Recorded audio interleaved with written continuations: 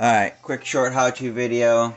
Working on my pellet stove, just getting it cleaned up. It's been running for, I don't know, I always lose track. It's been a long time. Anyways, I know a lot of people are like, how do I clean the glass when it's looking like this? Chemicals and this and that and sprays. You don't need any of that. Just get yourself a napkin, get some water on it. You know, try and use your ash vacuum, whatever, clean it up, use a brush, and try and get the large quantity off, and then just come back in here with your wet paper towel, and then it just gets in there, and it just, yeah, it starts out, it looks like a mess. You might need another paper towel depending on how much you got on there,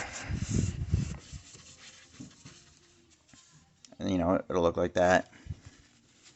Try and fold it over, find a clean spot. Try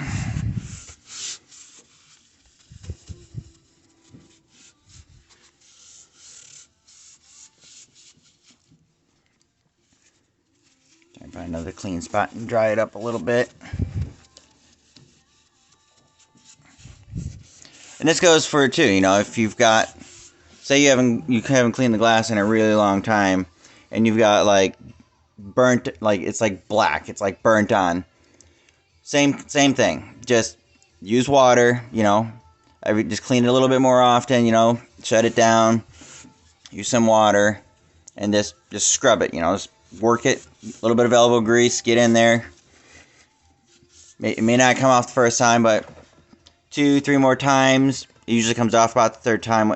If I let it burn on there for a couple of weeks or something, it'll take me 3 times or so, and clean it, go back into it, clean it again the next time, clean it again the next time. Usually by the third time, I get it comes up, clean, and it's pretty much streak. You can get it to streak if you really want to, but I don't care if I get the streak or not. But that was a quick how-to how I clean the glass of my pellet stove. Just use some water in the napkin. All right, everybody.